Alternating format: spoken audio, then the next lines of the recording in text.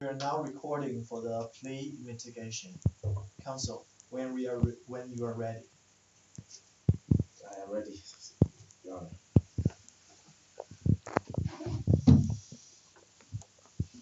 Good morning. My name is Kawabe Michel Gatia, and I appear before you on behalf of my client, Mr. Hanif Anwar. Your Honor, may I please you, may I presume that you are familiar with the facts of the case, or do you wish to be reminded of the facts of this case? Just talk to me very briefly about the fact of the case, please. Thank you. My client, Mr. Hanif Anwar, had gone to his local petrol gas station Yes. to purchase cigarettes when he noticed Zoe, the victim, had left her car in the keys in the ignition, and he spotted this as an opportunity to get into the car and drive off without having the experience of driving. However, about 2 miles when he got into a traffic light where he stopped and stalled the car, he could not restart it, so he panicked and ran off. Okay. My client has been charged with the offense of taking and driving a vehicle belonging to another, charged under the Theft Act 1968, Section 12, Subsection 1. Your Honor, we are here today to determine the sentence of my client's crime. But submitting my submission, Your Honor, I would like to emphasize that my client takes full responsibility of his actions and that he recognizes and acknowledges the seriousness of the crime. Okay. For that reason, I would like to request to you, Your Honor, to deal with my client's case in a firm but yet on a compassionate grounds. There are two submissions, Your Honor, which I would like to present, which are fundamentally important.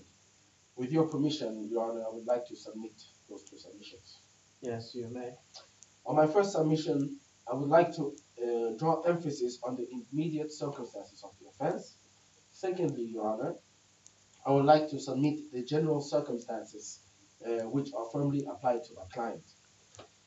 Moreover, I would also like to suggest a sentence which is relevant to the criminal behavior that my client was involved in. Okay. With your permission, Your Honor, I would like to proceed with my first submission. Okay.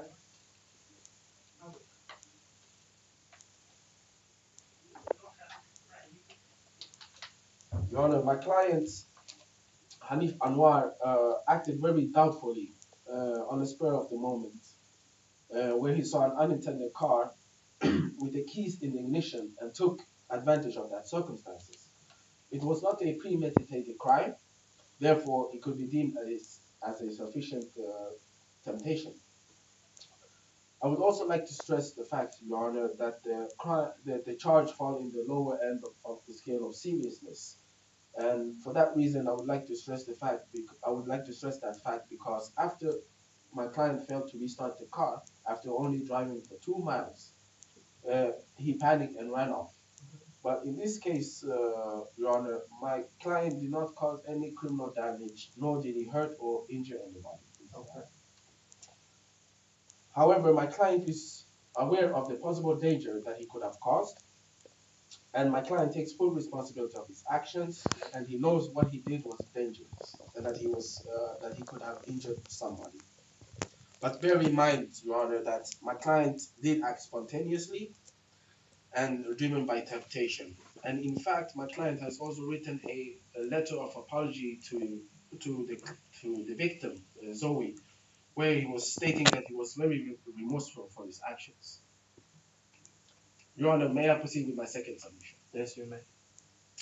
My second submission, which is my client's general circumstances, I wish to cover two areas. First, upon choosing a sentence for my client, Your Honor, please take into consideration my client's financial hardship. Secondly, please also take into consideration my client's determination to become an independent, self-sufficient young man. My client is unfortunately he's unemployed. He's currently unemployed, but he's an active job seeker. His only income, unfortunately, is a job seeker allowance where he makes approximately £50. With the little money that he receives, my client manages to budget himself very responsibly by saving £5 weekly to travel to job interviews and at the same time pay £20 per week to his uncle. Therefore, he's only left with approximately 15 to £20 on a daily basis. In addition to the domestic arrangement, my client finds himself in is less than desirable. He lacks stability and guidance. He lives with his uncle with no contact with his immediate family. Therefore, Your Honor, I respectfully suggest that you strongly consider these circumstances when sentencing my client. I would also like to indicate my client's previous convictions, which all are minor offenses. He's not a threat to society. He's a young man who is trying to get his life back on track. I sincerely believe that his crimes were based on under temptation, Your Honor, and I'm also confident that my client would have successfully completed his conditional discharge if he had not seen the keys in the ignition. My client came to sense that he made a wrong judgment, and as I mentioned earlier, Your Honor, my client had written an apology letter to the victim.